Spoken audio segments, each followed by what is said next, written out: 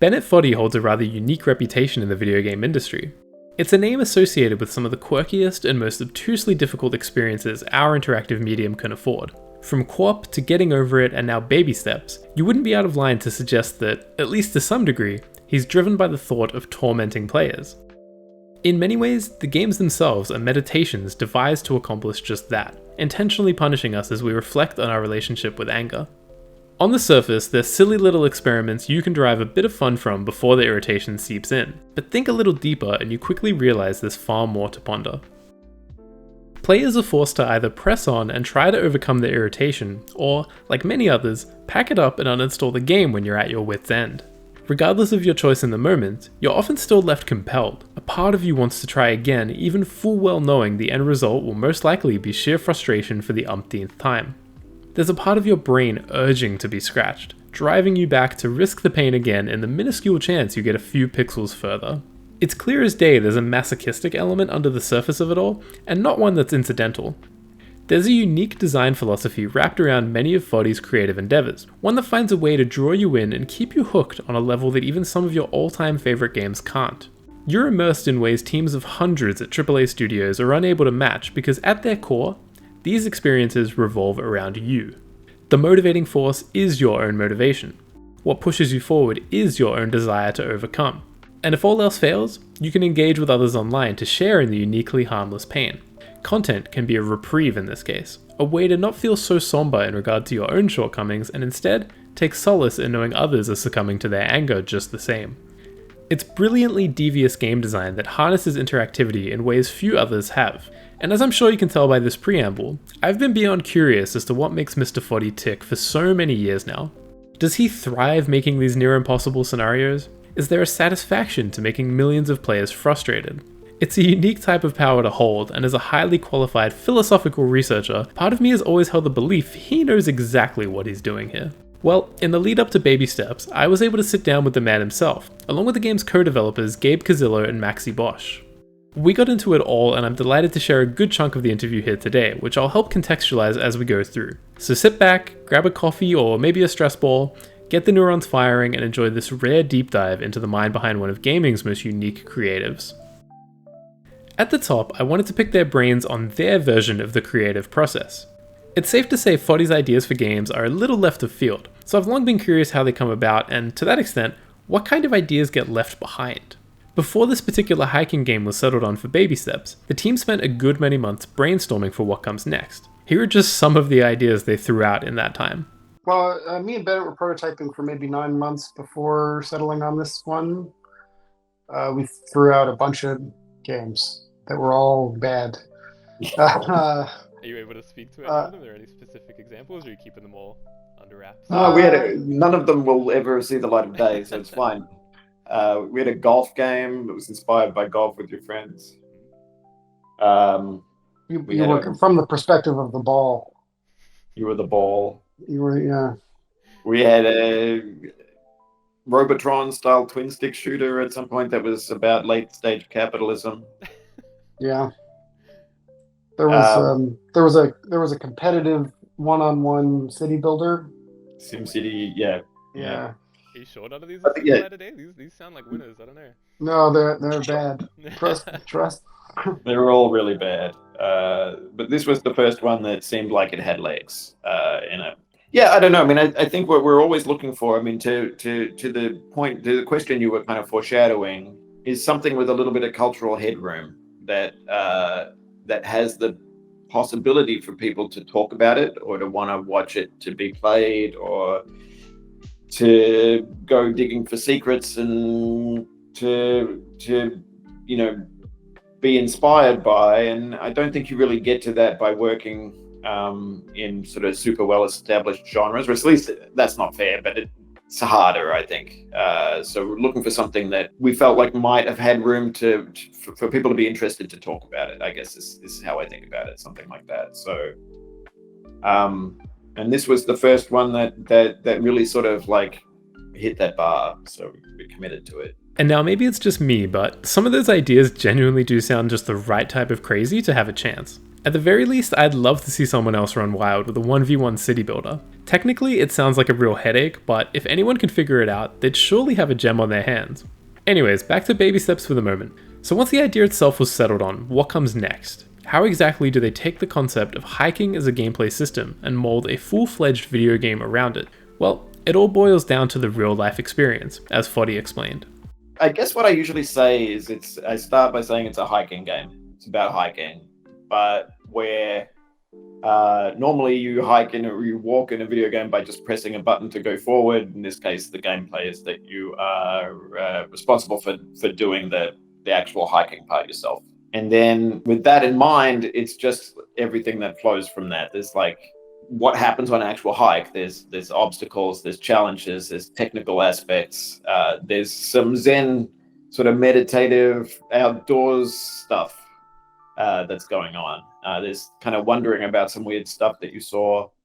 There's looking off the path, there's route finding, there's all of that sort of stuff that flows from that. And so the design of the game really flows from what it's like to go on a hike. And so I think we start there and then it gets a little weird. It gets a little weird on top of that. At the core of Foddy's games over the years has been this idea of sharing in the experience. Even before the era of streaming, he was cognizant of what it might be like for someone else to watch from over your shoulder as you played co-op. Is there a comedic aspect to it? Is there something enticing that draws bystanders in? It's all part of the process and has been for quite some time. On the back of the success of Getting Over It then, a game that drew millions of live views and countless more through pre-recorded formats, how do you evolve the formula to keep not only players, but passive participants engaged too? After all, it's an experience designed not just for those with a controller in their hand, but for those watching along as well. Well, I mean, I think we do think about that. I mean, it's certainly something that is in our minds. You know, how will this particular beat work for spectators? You have to think about that stuff now. But I think we've always been thinking about things like that as game designers. You know, like, I don't think the presumption is that anyone who's playing one of our games is playing it entirely alone. Like, there's always an implied audience, and even if there's just the experience of being able to relay a story that happened to you within a game, I think there's those narrative moments are the things that viewers latch onto within streams, and I think that the possibility for telling your own story within the game is a thing that we're always looking for. Yeah, it's a game, to pick up on that, it's a game where stuff can happen. And I think that the games that really resonate with streamers are games where something can happen. It's like there are a lot of different ways to play it, and it's kind of putting you in difficult positions where kind of depending on your personality, you're going to react very differently. And I feel like, I think that's interesting just as a player, but it's also, I think, a good fit for streaming. So with not only tailored challenges in mind, like say, climbing a particular tower, but the more open-ended, individualized experiences too, like getting lost off the beaten path for 2 hours only to find something completely unexpected, there's a fair amount to contain under the one umbrella.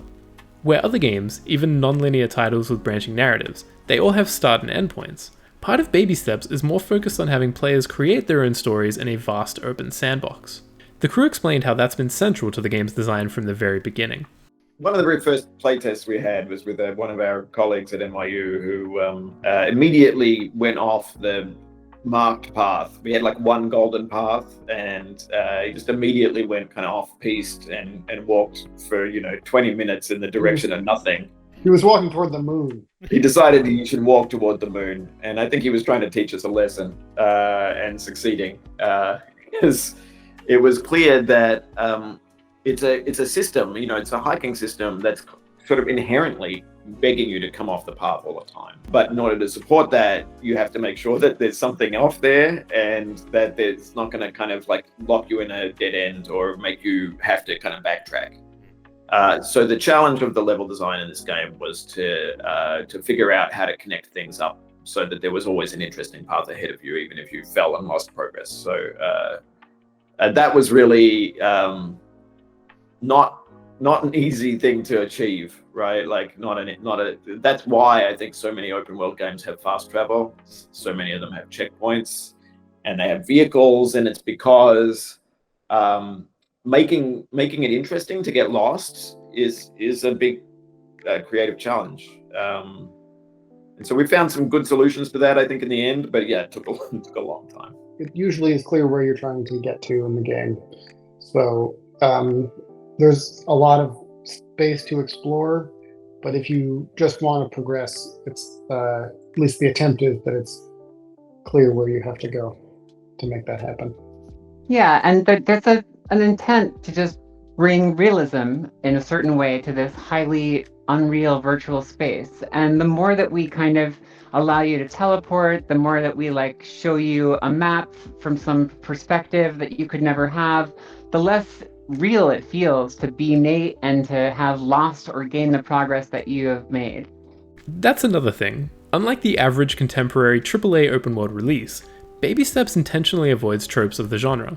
You don't have a map, you don't have a compass pointing you any which way, and there certainly aren't any objective markers to guide you down a golden path. While they assured it's often easy enough to see at least one path ahead at any point in time, you can and will get lost for potentially hours on end. That's all part of it. And well, much like a real hike, they don't necessarily want you going out of your way to check what's down every single path. If a player was to go from the very beginning of the game and see and do everything, go off every other path, reach the main ending, find every hat, every little thing, how big is this experience? Oh, many long time. Too big. You shouldn't do that. We're hoping you don't, but maybe 100 hours? Yeah, if you were really to see everything, you'd be doing some very, very hard stuff. But we're trying to let people have enough options to be able to dial in the sort of intensity of the experience for themselves. You can have like a pretty chill one, or you can be really exploring every inch of it. It's a big space, so yeah, it would take a long time to see everything, and it would be pretty spicy, I think, as well. With the structure of the game itself inherently different from just about anything else on the market, it creates some rather unique challenges for the developers themselves.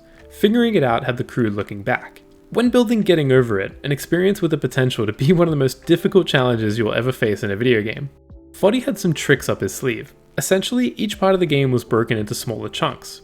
Foddy compared it to Mario Maker, wherein, if he could beat a certain section, if at least one person could do it, then they knew it was possible. But of course, it involved a few cheats. If he missed a hook and fell at any point, he could simply tap a button and teleport right back into position to try it again. They adopted this very same approach for Baby Steps. If they could do it, even broken down into 20 different checkpoints for instance, then they're confident someone out there will be able to get through it all in one courageous attempt. It's already the case. Even just playing the demo, there's already players who are sort of 10 times as good as us at the game. So it was funny that somebody managed to break out of the demo area just within, like an hour of it being released. So that wasn't really anticipated. But I will never again assume that players will take a long time to crack down a video game. There are some really serious gamers out there, and if somebody can beat Getting Over It in 1 minute when it takes me 7 hours, I just think you can't assume anything. So with challenge top of mind, now it's time to get to the heart of the matter. What truly makes Bennett Foddy tick? Does he go out of his way to up the difficulty just so he can sit back and laugh in the face of our misery? After all these years of torment, it might seem clear. What else could be the leading theory if not for that? Well, as it turns out, that actually couldn't be further from the truth. In reality, Foddy scarcely watches fans play his games. There's an unnerving quality to it from his unique vantage point, where he feels direct guilt for having subjected players to something so brutal it has them screaming in fits of rage. No, it's going to sound hypocritical, but I cannot watch that. I feel too much of their pain, and it makes me feel guilty. I think that there's different types of feeling frustrated, and there's a kind that is kind of addictive. It's like picking a scab or something like that, and that's a type that I enjoy. I won't say that I never rage quit a game. Even this game, I sometimes will kind of rage quit, but even that experience of kind of getting tilted and getting mad and quitting the game is not necessarily a negative one for me. Like that to me is part of what gives a game stakes and makes it feel exciting, is the fact that you might get a little bit annoyed. I don't know.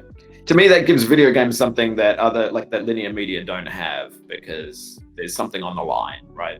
To me, that condenses Foddy's intentions in the medium. Offering up something different, he's not crafting experiences with the goal of hand-holding as you get spoon-fed all manner of rewards. No, he's putting obstacles in the way with designs on getting you angry. Ultimately, being patient and overcoming these obstacles, tempering our frustration as we rise above, is in its own right a form of personal growth unique to video games. You yourself aren't feeling a shift as you consume someone else's story in a novel or watch along through a film. It's when you're directly in the action, something only a video game can afford, where you're manually taking those steps to overcome, that the experience resonates on a far deeper level. There's a lot of deeper meanings. I think one of the things that we hope people take away from that experience, from coming back to play it and kind of explore it more, is to really attune to intrinsic motivation. And I think one of the big inspirations, at least for me, is playing Fumito Ueda's games like Eco and Shadow of the Colossus, Last Guardian, which all have, like a main story and, cutscenes and rewards and all of that stuff. But they also have stuff that you can do that is just unrewarded. And I always love playing those games, and just because it gives you a moment to think to yourself, oh, I actually love playing video games. I love the moment to moment of this. I'm not oriented to this for achievements or hats or whatever it might be. I'm loving the actual play, and I hope we've given people ways to kind of like hyper attune to that type of enjoyment and to really to reflect on it, I guess.